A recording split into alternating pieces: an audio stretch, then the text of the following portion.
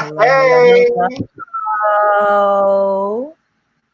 Land, Lamb back, yeah, Chief Land back. Comrade Jorly, land back, our beautiful people tuning into our show. We see y'all, we see y'all.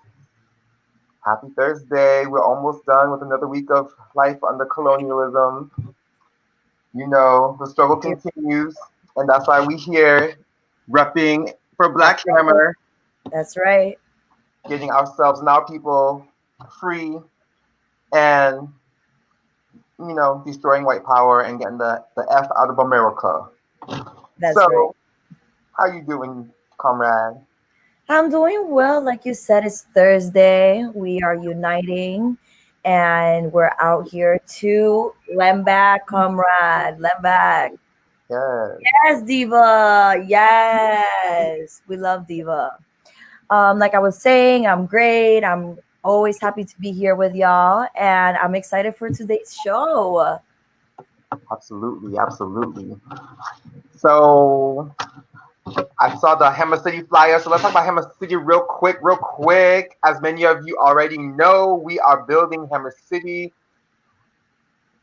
There's so much to be said about Hammer City, but we are always talking about it. This is not the first time, but Hammer City is really like a vision. It's a roadmap for how to liberate colonized people around the world. But we got to start someplace first, and that place is going to be Hammer City. So don't get it twisted. It's not just going to be one city. This is just the start of a integrated international movement where we will have cities in Nigeria, Brazil, etc. Okay, and that's why it's so tremendous and so exciting to be part of something like just something just so huge, so huge and so transformative. So as y'all already know, most likely, you know that this will be a city with we will be protecting ourselves from coronavirus. We will be protecting ourselves because there will be no cops. Okay, we'll be keeping ourselves safe the way our pre-colonial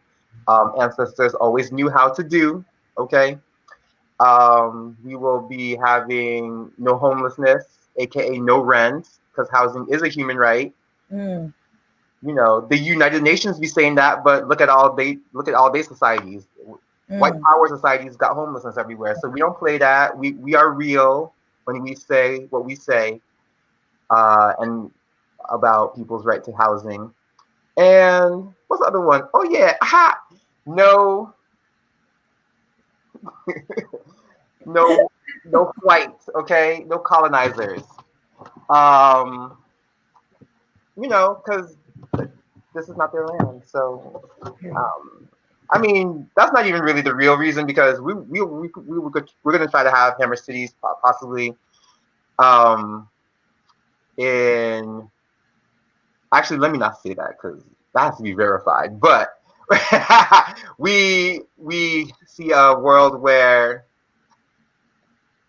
colonized people are coming together to do for ourselves and to free our land, right? So that's what Hammer City is about. I want to know if there's going to be Hammer City in Europe, but I don't know. So that's the thing. My gears were turning. Um, to be continued. That To discussion. be continued.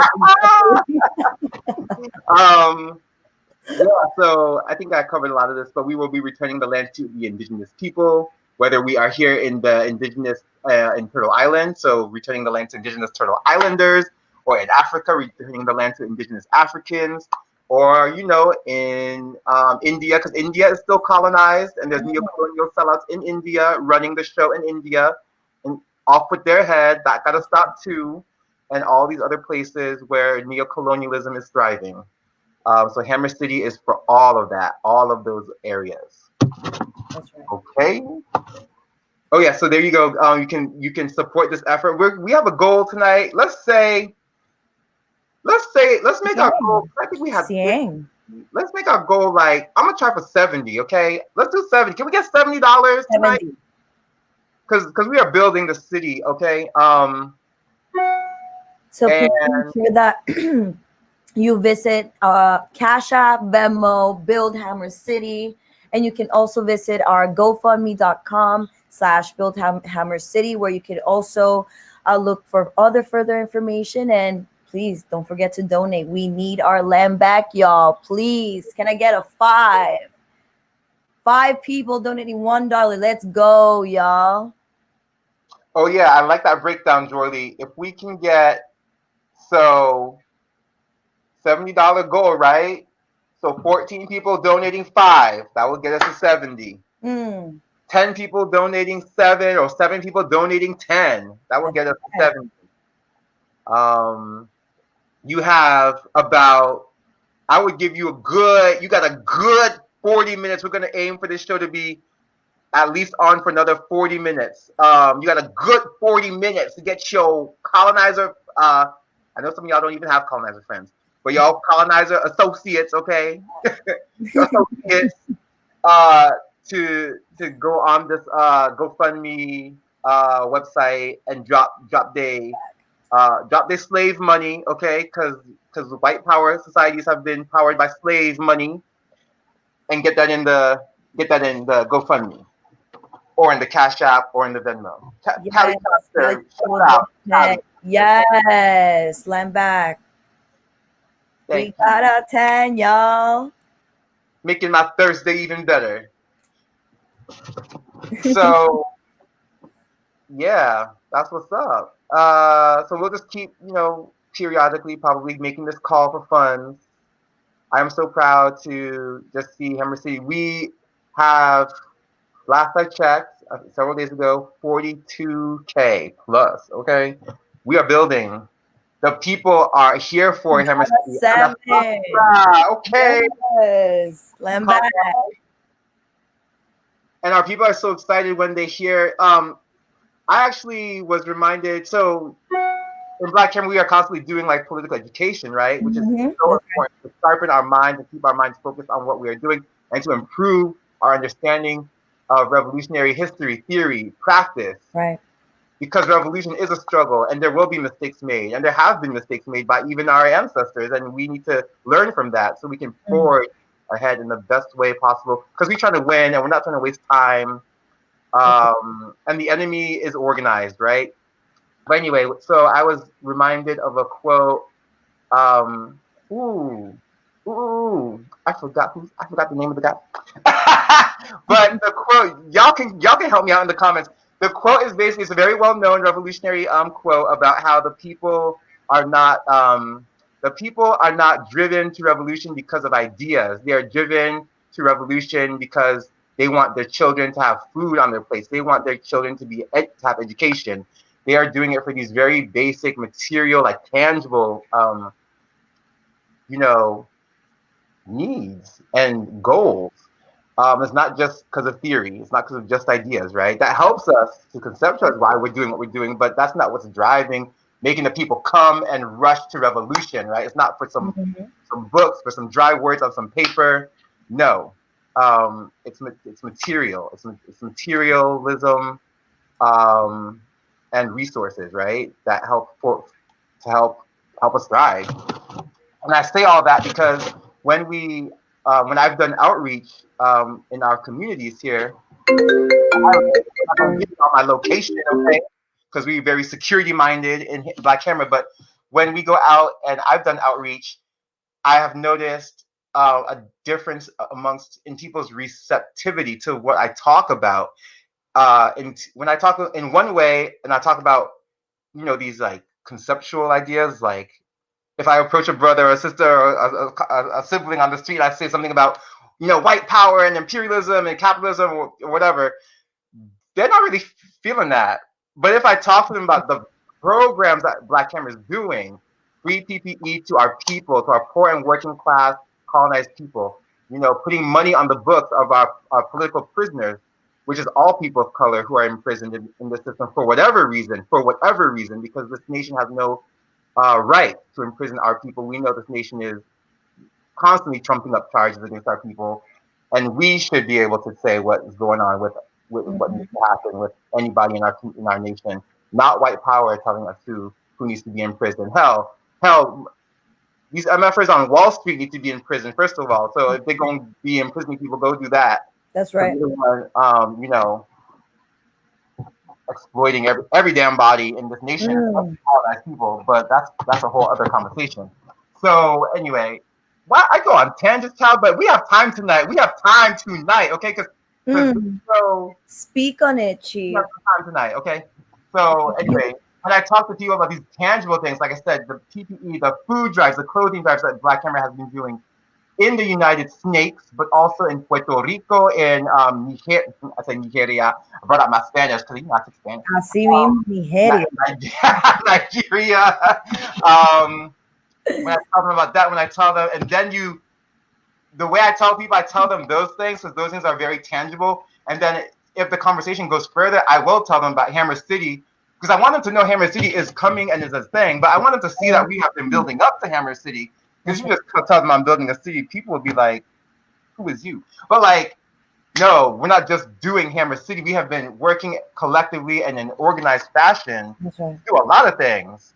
And Hammer City is like the culmination, right? It's yeah. Um, it's like just the blossoming of all of that effort into something really grand.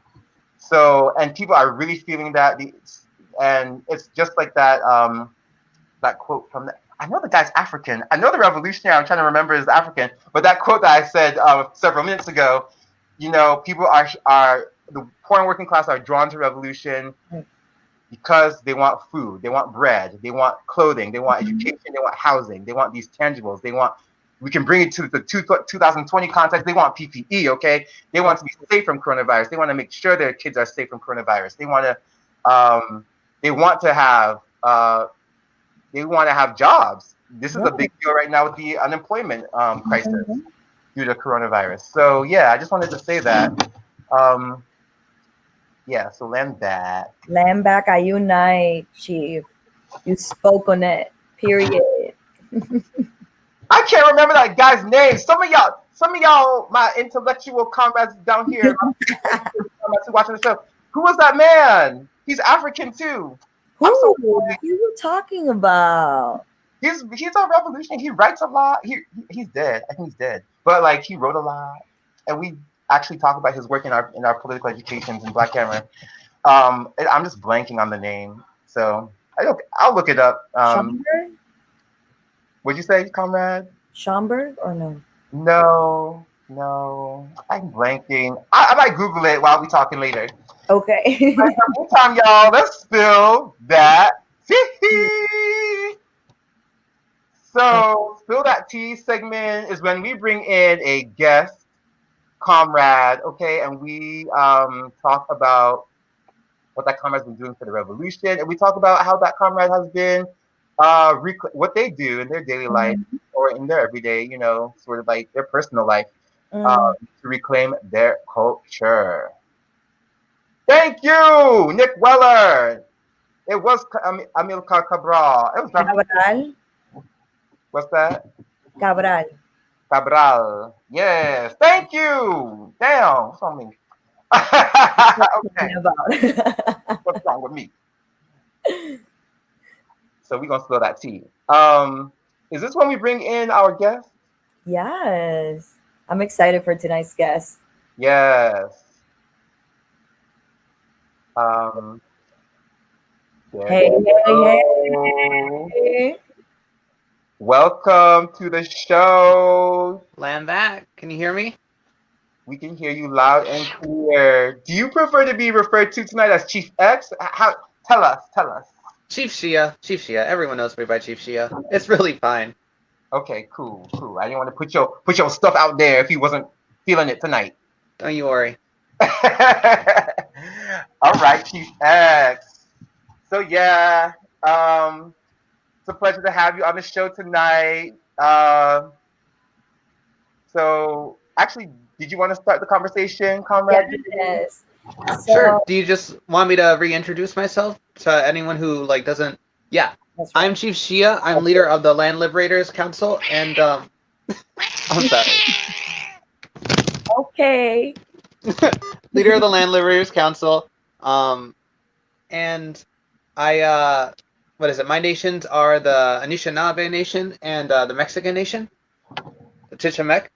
And yeah, basically what my day today, like what I'm doing on a day-to-day basis is I'm trying to figure out how to unite like all colonized people, whether they're indigenous or African, into like our leadership for indigenous leadership for Hammer City, because Black Hammer believes in self-determination, Right. and yeah, so we double down on that. We like you know we're putting like the work where like we're putting the work where like what is it, where it needs to go. Her name is Katie. I'm sorry if she's like if she's being very vocal right now. Oh, I just thought of a funny. I just Love thought, I her. just thought of a pun. Is her name Katy Perry? Oh my God. Wow. I just thought of that. I'm so proud of myself. Corny dad joke. I'm not even a dad. She's not even my cat, honestly. Whose cat is that? This is my roommate's cat. This is my roommate, and she's just like, I think she's imprinted on me, because like she never leaves my side anymore. Like she just Aw. stays. Yeah, she is the spotlight tonight. This is the real guest. Yes. Say hello, everyone. Say hello. Hello, She's Katy so old. Perry. She's She's looking so right into the camera. She's a star. Mm-hmm. Chief, I do have a question for you. Yeah, go for it. I wonder, how do you reclaim your culture during your personal time? In my personal time, like what I do to reclaim my culture, Mm-hmm. I think mostly I just kind of like read from time to time, like read like the history of like my people, like the complete history, whether it's like, you know, whether it's like the dark portions of like, Anishinaabe or Mexican history, or like, the triumphant parts. And it's just like, I try and see like, I don't know, I try and think about like the way that my people used to live and like what they've done right, and what, because that's what we're all talking about tonight, is like learning from your ancestors. And like, I was told by elders like every person has 1,000 ancestors, and you have to make them proud. You know, like you have to like feel like you're actually progressing that history, really. Um, so That's yeah, deep. I love that quote. I really like that. I never thought of it that way. yeah, and it's true too. It really is. So what I usually do, I don't know. Other than just being a land liberator, just being a revolutionary. Whoa. Must know you're. She's Yeah. so temperamental. I'm sorry. It's because I'm not paying attention to her. But yeah. What I usually do is I smudge pretty often, and like I try and make it to ceremony, but it's been hard because of COVID and everything. Can you explain what did you say? Smudge? What's that? Oh, smudging is like a practice on turtle. Although I do think that like other cultures and other nations also smudge, but with different materials, really. But there's like 4 sacred herbs that like Anishinaabe people like use for smudging, and it's just like you know it's like ceremonial burning, and it Mhm. works in hand with prayer, really. Like that's what it is. You may have seen people smudge before. Mhm. Oh wow. So ceremonial burning of like herbs or something like that? Yeah, exactly. Yeah, I use sage usually. The whole thing is like with sage, it's supposed to like repel like, you know, the negative like spirits, we say like, and like anything can be a spirit, really. It's Right. like even a smell is technically like a spirit, in Mhm. Anishinaabe culture. But it's like it's to repel the negative like spirits, and then like you use sweetgrass afterwards, you burn that to like invite the what is it? Invite the pleasant spirits that are like helping you along the way, like back into your home. That's right. Ashe. So a lot of different because I know in sort of some African traditions sage is burned as well. So that seems like a something that various nations share. Um, Yeah, That's which I Palo think Santo as well. that's really Palo interesting. Santo. Mm-hmm.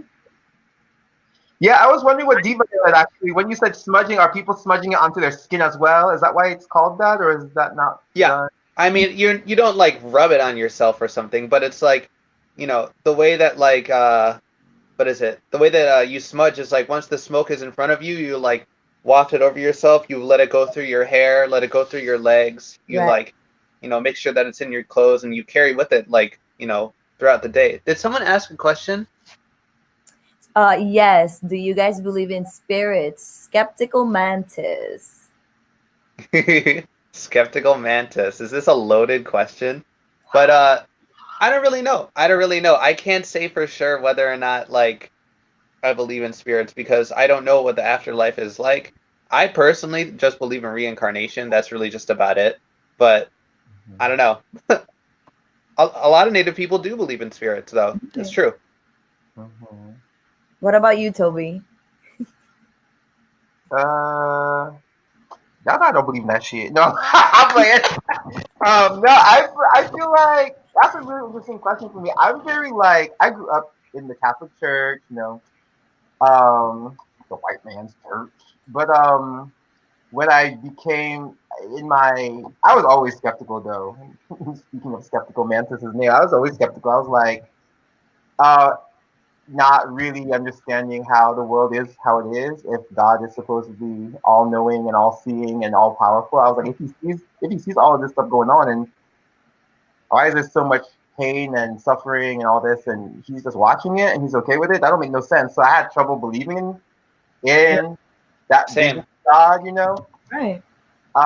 So that kind of ties maybe into, well, that's kind of a separate question from the belief in spirits, right? Because actually in Igbo culture, which in my family's Igbo from Nigeria, we believe in, and a lot of different nations believe this too, like that your family's ancestors are actually spirits, and they are Yeah. they're benevolent spirits that actually watch over you, protect you, help Mhm. you.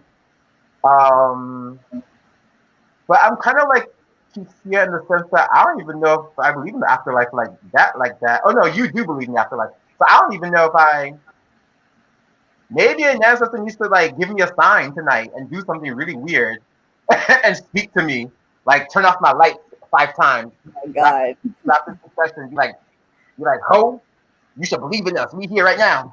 Cause like I don't know if I believe like that, but I guess that's my long answer to say like I'm just skeptical. So, but I know there's a whole tradition in my culture of believing it. So maybe I'm wrong. Maybe I need to listen to the tradition of the collective brilliance of my ancestors. Hmm. Period. I like what Comrade and Do had to say about that, about like smudging the colonial spirits out. It's true. Yes. We gotta smudge out these colonial spirits. Colonialism is deep as fuck and be engaging in spiritual warfare. We need defenses on all levels. Uh-huh. Land back. Yes. And actually, this reminds me of something we did a show about a couple weeks ago with Chief Olu and Commander in Chief Ghazi. Really, really interesting show about cleansing your spiritual realm, your Right. spiritual space. Mm-hmm. And it was like it was like just before Halloween, I believe, maybe the eve of Halloween. So it was a really interesting time in the spiritual world, right? And I remember commenting on that live about how,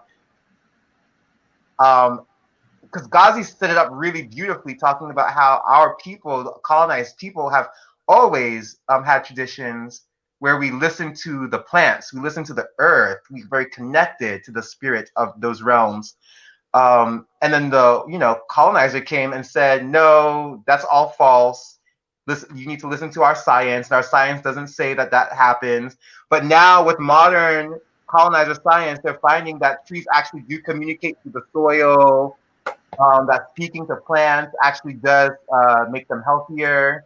And having positive things to talk to when you're talking with your plants actually does affect them.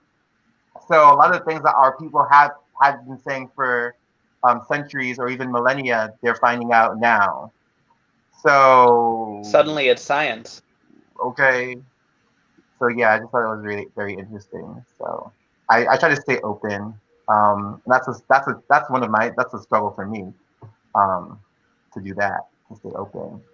It's been a struggle for me because like I, I use what is it? I just use prayer and ceremony as just something that I use to ground myself because of like, just like it's colonial trauma and the way that I deal with it. That's really like the main focus of like what I do when I'm taking this time for myself. But it's also like it's hard because so much of it has been like honestly like hijacked by white supremacy and white supremacists. Like they're selling like smudge kits at Hot Topic right now, or like Spencer's, and it's like these are like like first of all, these are three of the sacred herbs of like my nation, and then second of all, like they're selling bundles of cedar. And it's like, why would you even sell that? You can go outside and you can get it like for free. It's not that hard to get. Mm-hmm. I don't know. They don't be knowing. I just hate wooks. I'm really tired of wooks. Wait, what's a wook? Is that like? That reminds me of like a weeaboo. Is that the word for like Oh, Japan or? Anyway, I guess it. What's a wook? Tell me. A wook is like one of those people that's like, they're spiritual, but it's just like, they just believe that if they pray hard enough or something, and like, the world is going to get better that way, or that like the world is out of balance because of it's just like, a lost connection to prayer or something, and it's all like it's like new age hippie bullshit, really. I hate hippies. That's the big thing. I hate them. Chief, and can you please tell us a little bit about Midwest region? Yes. You want to learn about the Midwest region? Yes. So, I don't really know what to say. I was there at the very beginning of the Midwest region. See, this is the problem is I don't know how much of this is like security like contradiction, or if it's just like something that I can be open about, like because I used to have other leadership before I went into the Midwest region, and they left. They left, and that was a contradiction for a while. And it was me, and for a while it was really just me and Chief Xiuh like filling that role. I was put in the position of leadership of the Midwest region for a little while, and I was not great at it. Chief Xiuh is much better, much more on top of it for the Midwest region, and I really salute Xiuh a lot because like, they keep it running every single day, and I just see like the work that they put in, and like their willingness to like go out, whether it's like freezing cold, hold like the PPE drives, like when we were packaging everything in this picture, like, yeah, they take the time and they really like they care about this work, and they knew like once the coronavirus started, like they told me like, once the coronavirus started, that's when I knew like I really need to start doing something. I need to help my people, and it's people like that I really respect. Right.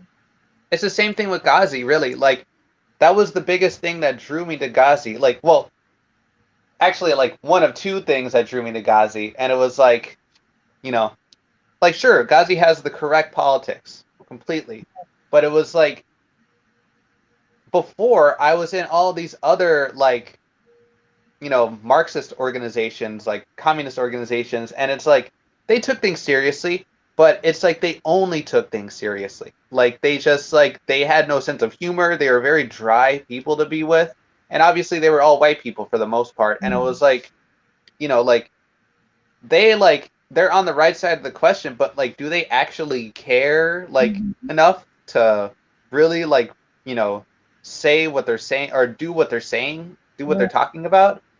And then I met Chief Ghazi. I was like, this is someone who like is enthusiastic about like being part of the revolution, about like freeing their people, and so like I really united with that. It was like, I saw someone who like, out of all the people that I couldn't trust in all the other movements, I saw someone whose like main goal was, I need to help my people, I need to help free my people. And I realized like I feel the same fucking way. I feel the exact same way. So I was just like, I have to work with Ghazi. This is someone that I actually like, that I know that I need to work with, because like we are on the same level with this. Yeah, salute to our CIC. Amen. Well, I'm back. I unite. And I also want to know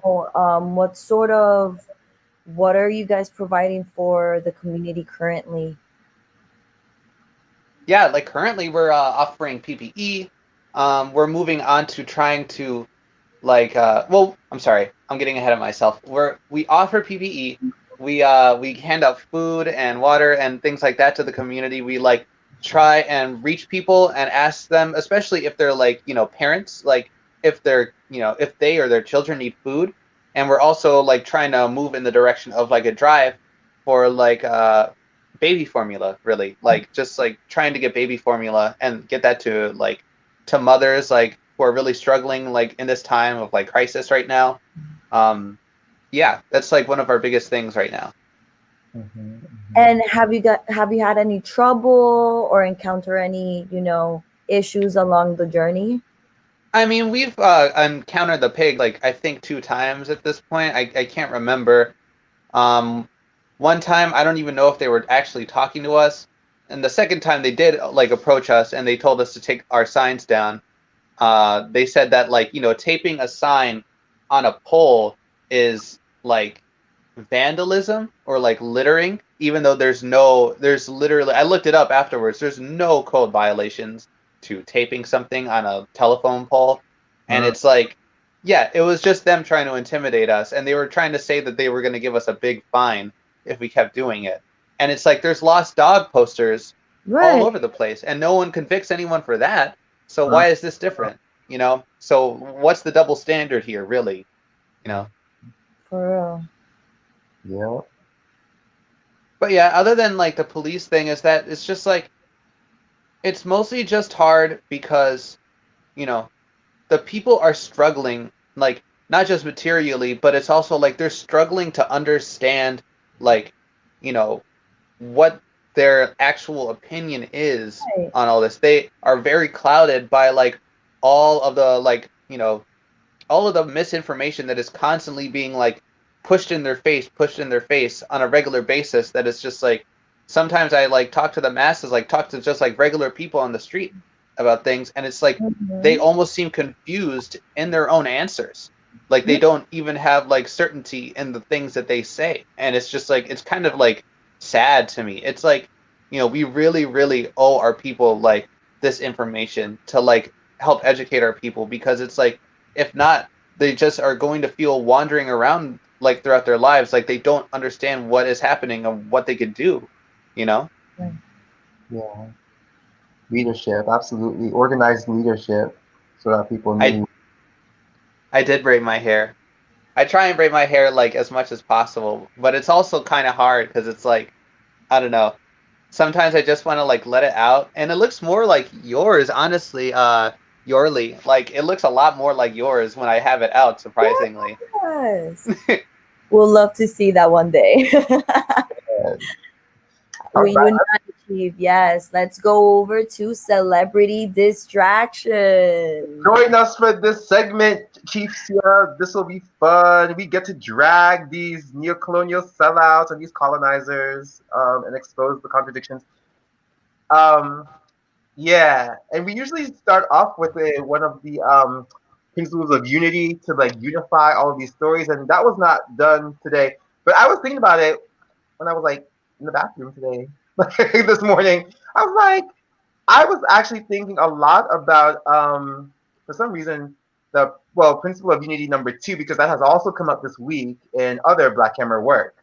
And Black principle of unity number two applies to at least one or two of these stories that we're going to talk about tonight, which states that all colonized people are equal, no matter race, gender, sexuality, age, disability status, etc. Right? So we are here in Black Hammer, and how we live that out in Black Hammer is we come together in solidarity as colonized people. We do not push an agenda for our separate nations within the colonized nation. We are here um, standing together for our collective liberation, and we understand that we can only win when we fight for each other because we have that strength in numbers.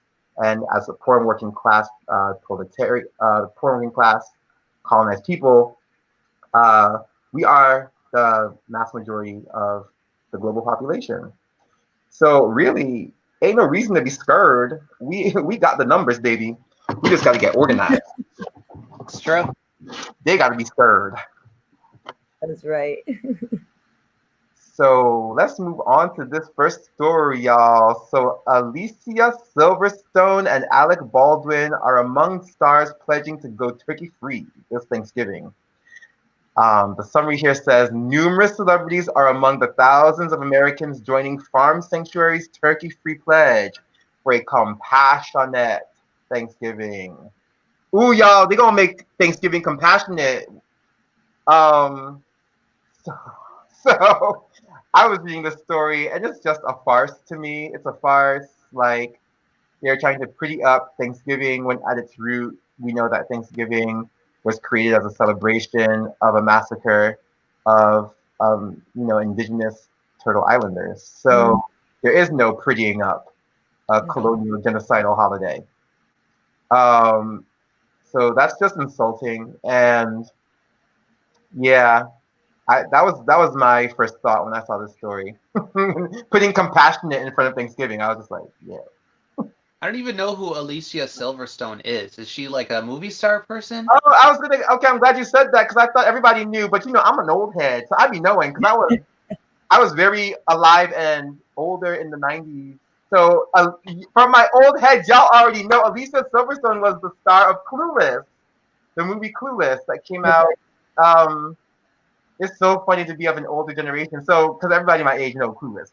I see Sia like ho. I don't know who that is. I was born 1996. I was born 96. 95 You old heifer. What you talking about? So yeah, actually, and Clueless probably came out. You said you were born in '96. Clueless probably came out in like '96. I have to look it up. Someone can Google it, but it came out in like the mid '90s. So that's really funny you said that. But yeah, it was huge. Back in the day, it was a blockbuster film, and it's actually funny enough. It's still being referenced today in popular culture. If you remember, we don't like her, we don't feature her, but Iggy Azalea's so you already know that song. I forget what it's called, but one of her very first big hits.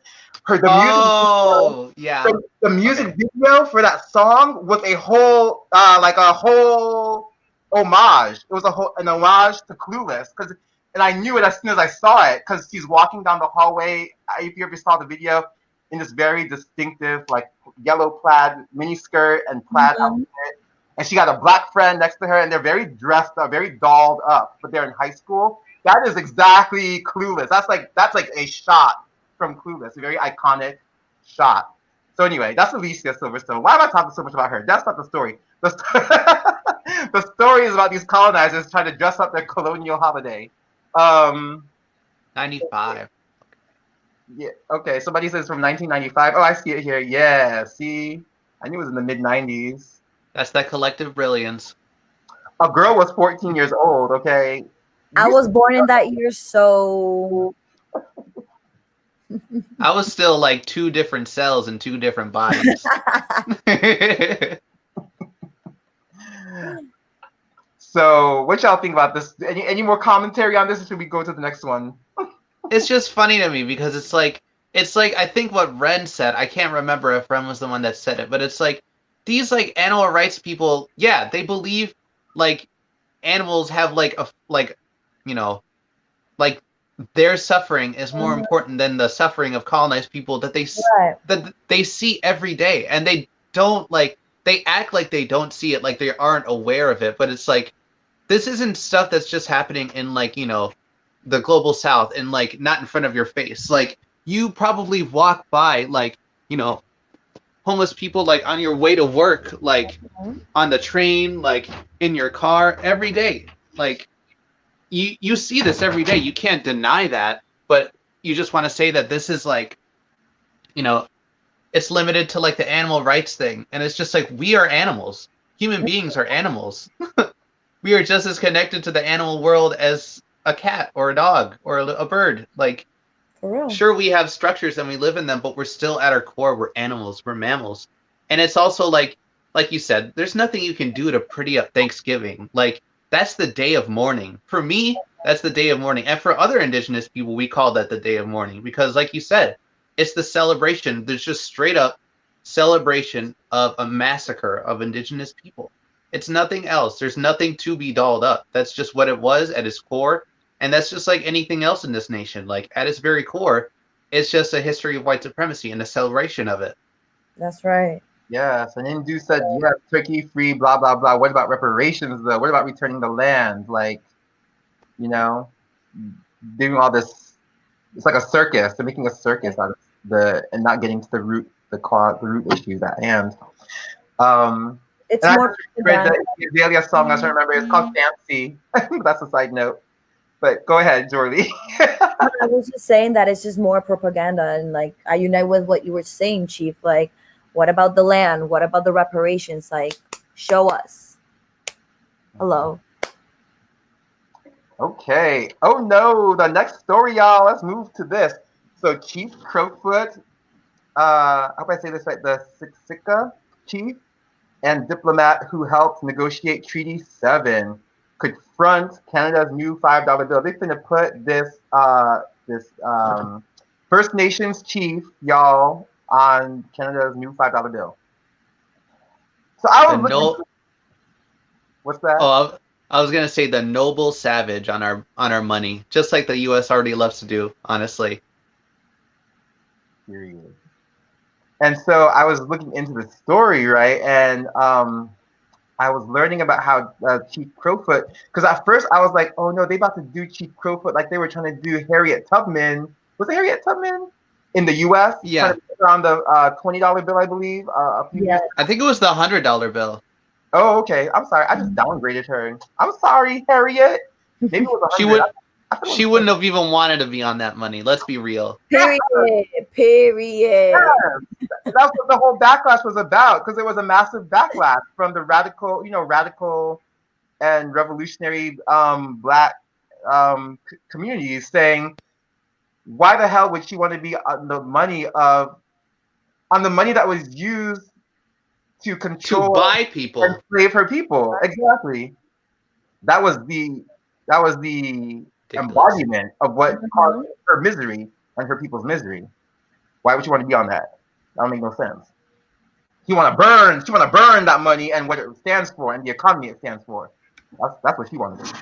But like the Joker.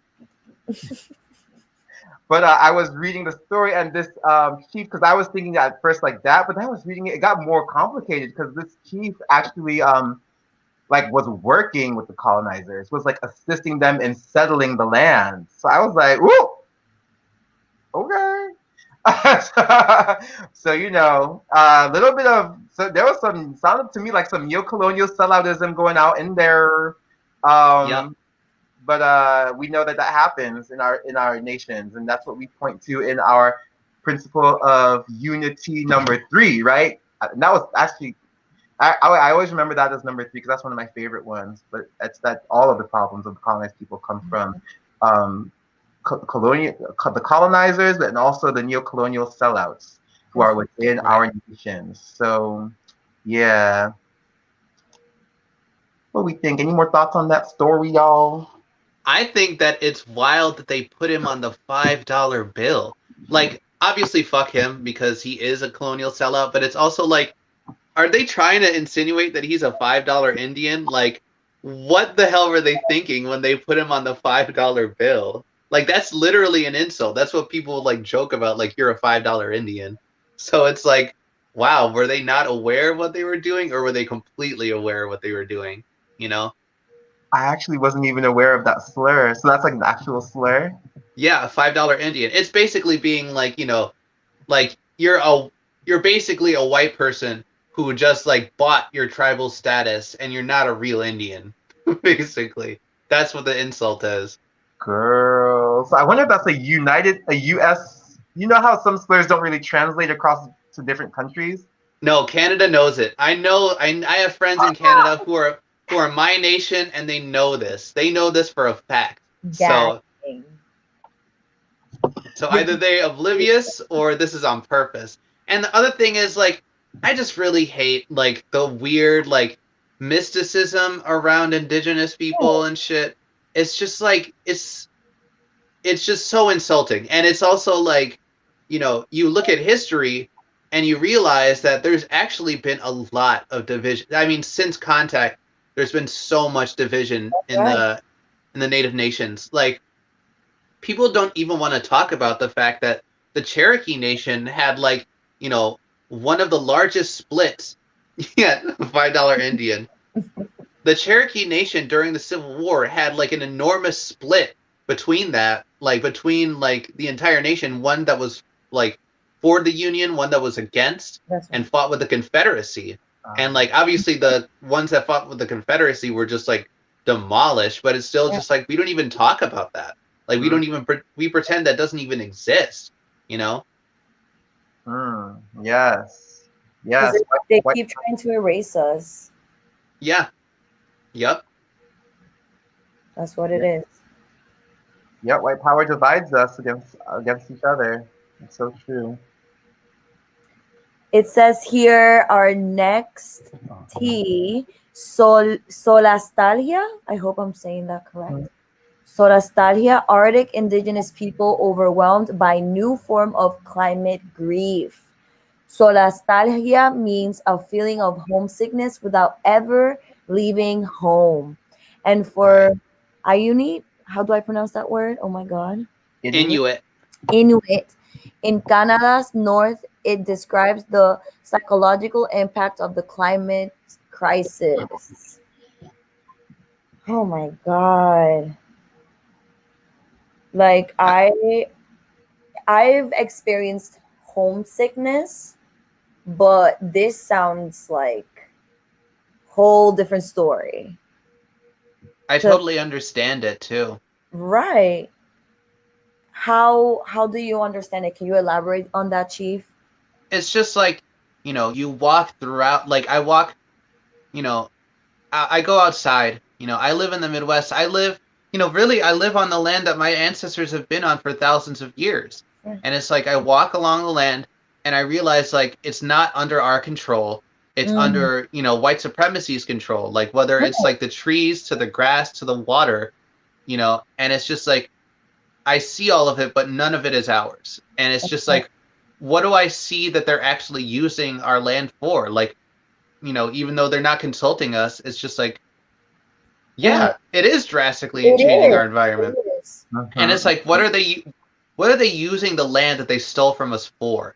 You know, and it's like luxury apartments and, like, you know, these enormous, like, supermax prisons where they use people like cattle, where they use colonized people really as, like, slaves.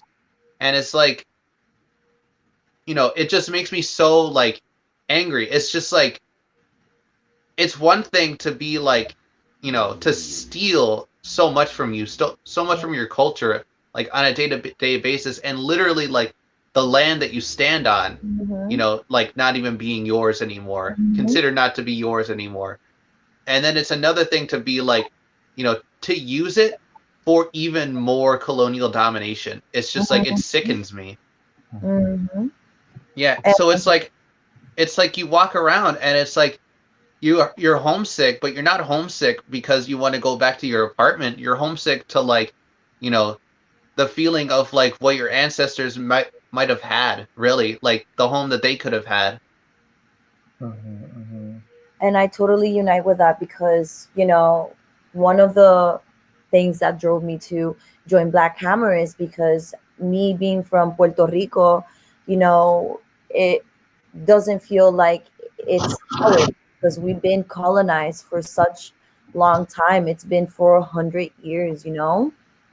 And like it brings me to think that, like, how can I feel free if our land isn't free, our people aren't free, we don't have our land back, and we are the last colony standing. And, you know, now being in New York, like I was saying before, it's a whole different type of homesickness, but definitely when I'm home for a long period of time, it just feels like there's so much work to do in order to get to where we want to be.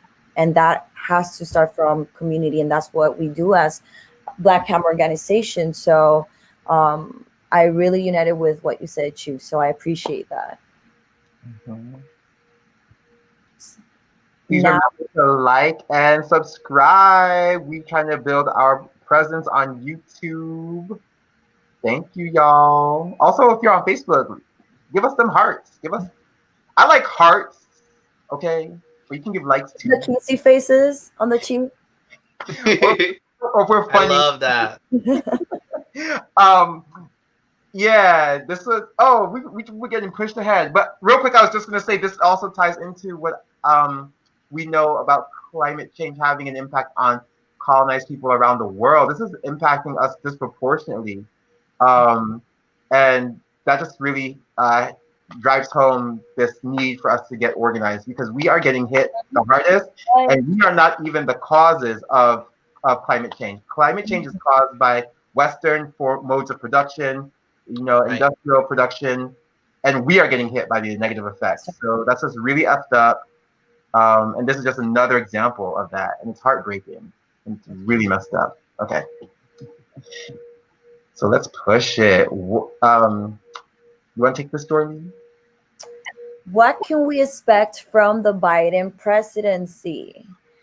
Biden promises to end prolonged detention of migrants and reform the current case management system. Mm-hmm. Haven't we heard this before? Yeah, basically.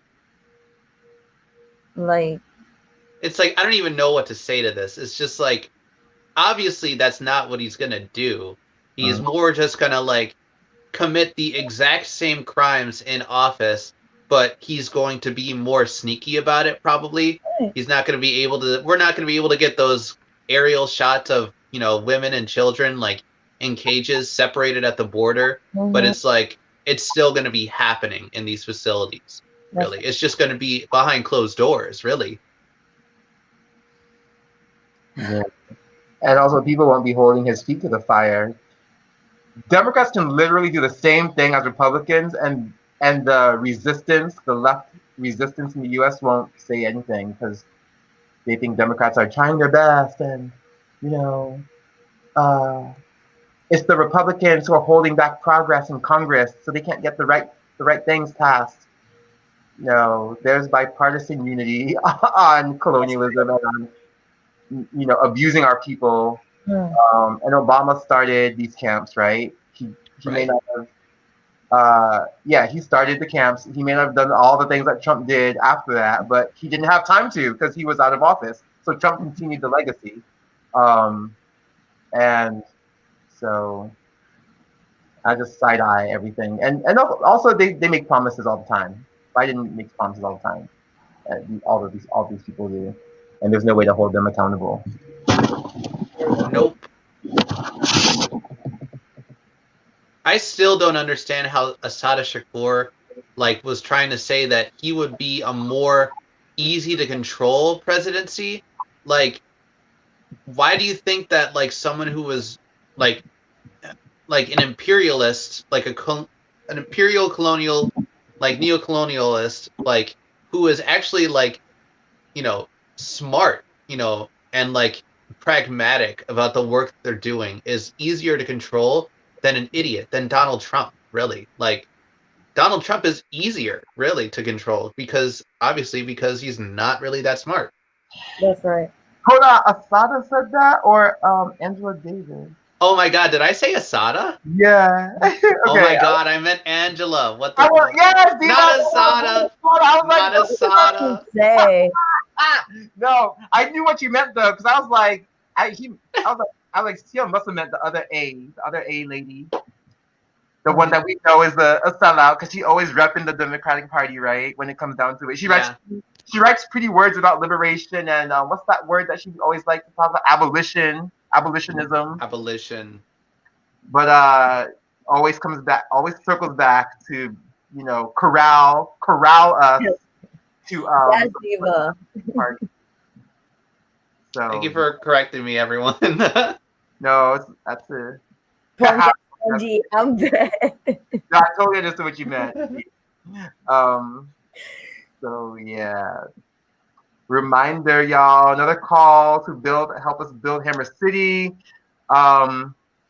Yeah, land is power. This is answering the land question, which is at the center of the colonial question, which is the center of how we get ourselves free, how we get ourselves to be self-determining peoples and liberated peoples. So we got some. I wasn't keeping track. I know we got a 10, and then we got like a 7. I think it was. Yeah. We need more donations, Oh, y'all. So please, yeah. Cash App, Venmo, GoFundMe.com, Build Hammer City, so we can continue to provide for our community. Absolutely. Angela Davis has purposely mixed up her mess with Asada's legacy. She's like, oh yeah, I'm Asada. The Black Panther? Yeah, that's me. She thought so that would be the self-criticism. Y'all silly. So yeah. That money. Do we know how much we have so far? Let me see. I think it's 42 something. It's 42 something. Yep, 42,790. 42. And these are largely small donations from poor and working class people, okay? We're not talking big money donations. There are some, don't get me wrong, there is some. But we are really supported by the mass of the people who hear about this project and they see the work we're doing in the community. They want to be part of it. How wonderful will it be when this is finally built and you can say, yes, I donated to that. I helped build that. I told my friends about that. I spread the word about that. I posted on Facebook and Twitter and Instagram about that and got the word out. Thank you, Chief. Chief Yes, Chief Xiuh, yes. Okay. We have 5 from Bea. Yes. Regresa a la tierra. Yes. I just saw that too. Regresa a la tierra. I like that. 5 from yes. Yes. 15. 15 from Lay. Yes. Land back, y'all. Lay is laying it on me. Salute, everybody. Salute.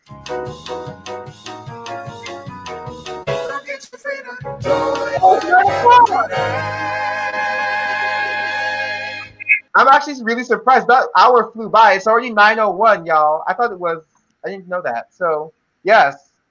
I guess we're wrapping up now. So, join Black Hammer. Join Black Hammer. Like, what is you doing to liberate yourself and your people? Like, what is you really doing? Because before I joined Black Hammer, like, I didn't know it was possible to be surrounded by such brilliant comrades doing amazing work like this. That's right. It's a real honor to be part of Black Hammer and to be contributing to this.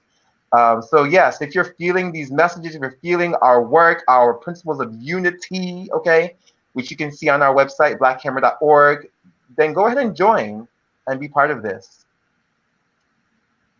You know how it is, Diva. Steady with it. Like. Okay, yeah, the colonizer class. So, okay, Black Hammer's organization's class for colonizers, dollars for decolonization. We're holding it every Sunday, 3 to 5 p.m. Eastern Time. It's $25 per class. This is a way for you, white colonizers, to pay reparations and support colonized working class leadership. That is your role in this revolution, is to fall under the leadership of the poor and working class, okay, colonized people. So please go to blackhammer.org/reparations. We want to make you human again. We don't want you to be a parasite. It's not good for you, and it sure ain't good for us. Okay, it sure ain't good for us. Ty Senegal is saying it's 6 to 8. I think the time's been changed. Okay, I didn't know that. Thank you, Ty. Hopefully on the website it's at the right time. So if you go to blackhammer.org/operations, you'll get the correct information. I'm hoping, but Ty is letting us know it's 6 to 8. Joana, los hemos retornado a nuestras tierras $10. Gracias. Land back. I'm back, Johanna. Land back. And Ooh. come join the Disaster Relief Committee. The Disaster Relief Committee is doing so many things, from the PPE drives to gearing up to really support our people suffering from these natural disasters that are getting even more frequent due to climate change, okay? So if you're interested in that kind of work, we have a place for you in Black Hammer. Go to bit.ly/BH campaigns. That's bit.ly/BH campaigns. All right. And remember to like and subscribe. Thank you, y'all. YouTube. Don't It's forget. so good seeing y'all. Thank you, AJ. Having you, Chief. Thank you. And we got a 20 from AJ. Yes. Period. All right. I think we're done. Are we done? It's a wrap, y'all. Thank you, Land y'all. back. For watching us. Bye. Have a good night, everyone. Good night.